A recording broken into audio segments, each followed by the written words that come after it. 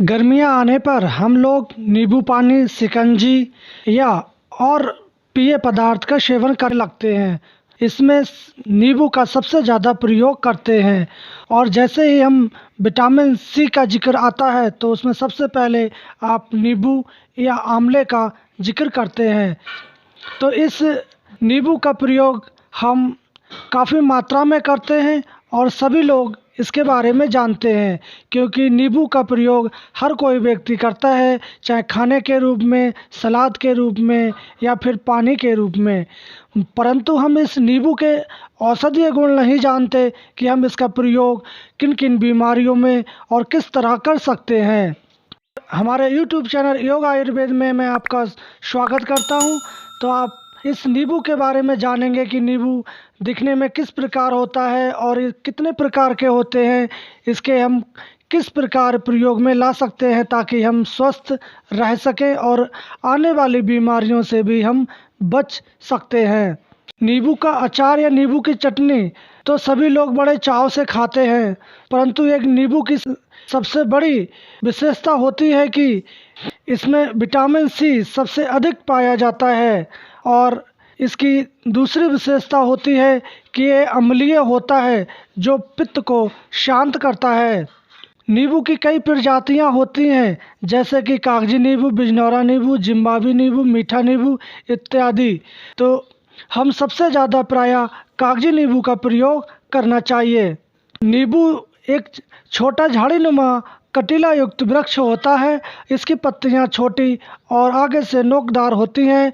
इनकी पत्तियों को मसलने पर इनमें सुगंध आती है और इनके फल गोल, चिकने और अर्ध पक के अवस्था में ये हरे और पक जाने पर पीले रंग के हो जाते हैं। इसके रासायनिक गठन की बात करें तो इन फलों के रस में citric acid, phosphoric acid, malic acid एवं शर्करा अधिक तत्व पाए जाते हैं। अब इस नींबू का प्रयोग हम किस प्रकार कर सकते हैं? उम्दा या पागलपन जैसी स्थिति में आप इस नींबू के रस को आप मस्तक पर लेप करते हैं तो आपके पागलपन जैसी रोगों में काफ़ी लाभ होता है। जो स्त्रियां आवेश रोग से ग्रस्त होती हैं, जिनके हृदय की धड़कनें बढ़ जाती हैं, उनको सामान्य करने के लिए आप 13 ग्राम नींबू का रस पिलाना चाहिए। इससे उनकी बढ़ी हुई धड़कनें शांत हो जाती हैं।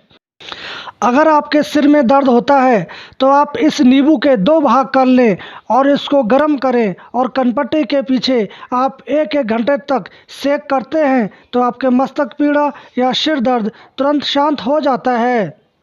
जिन लोगों के बालों में रूसी या बालों का झड़ना आदि समस्या है, वो लोग इस नींबू के रस में आंवला के फलों को पीसकर बालों पर लगाते हैं। इससे रूसी और बालों का झड़ना रुक जाता है। नेत्र विकारों में आप इस नींबू के रस को अफीम के लोहे के तवे पर आप पीसकर इसका लेप करें आँखों के चारों तरफ। उससे आपके नेत्र रोगों में काफ़ी लाभ होता है। युवावस्था में कील मुहासे हो जाते हैं तो आप ऐसे में इस नींबू के रस को चेहरे पे मसलने से कील मुहासे ठीक हो जाते हैं।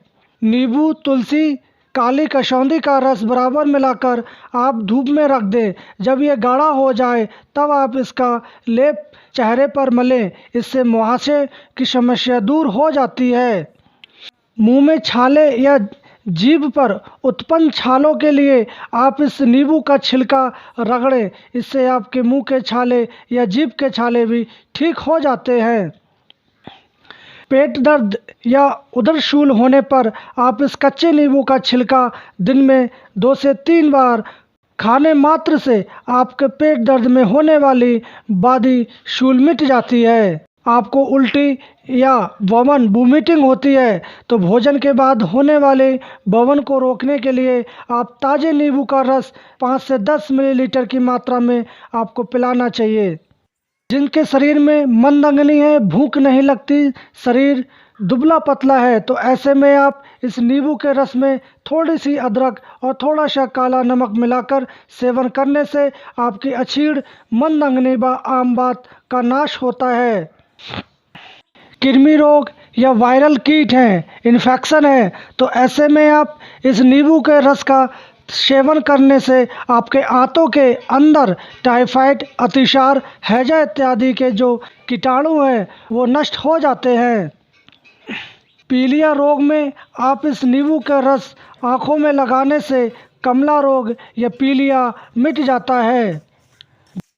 जो लोग मोटापा से ग्रस्त हैं और अपना वजन कम करना चाहते हैं वो लोग सुबह सुबह ये खाली पेट 200 ग्राम गुनगुने जल में 2 चम्मच नींबू का रस, 1 चम्मच शहद डालकर पीते हैं और उसके बाद एक्सरसाइज करते हैं, योगा करते हैं तो उनका मोटापा कम हो जाता है।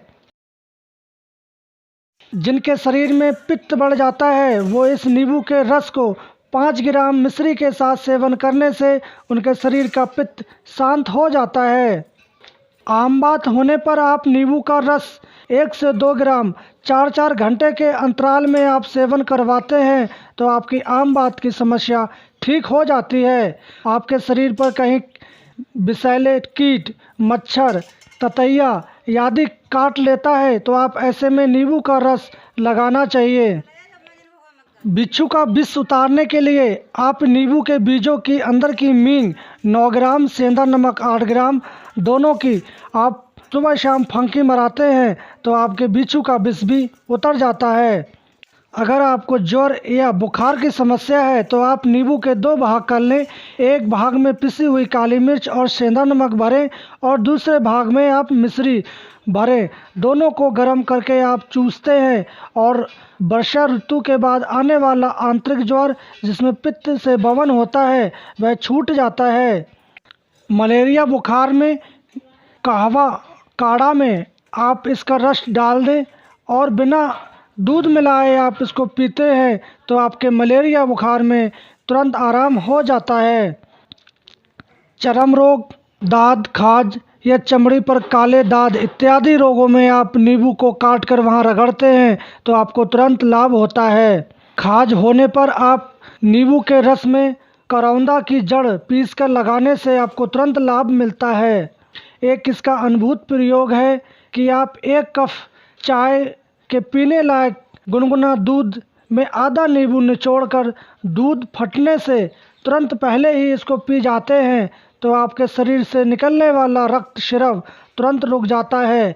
चाहे वह बवासीर का हो, नक्सीर का हो, शरीर से कहीं भी ब्लड निकलता है वो तुरंत रुक जाता है।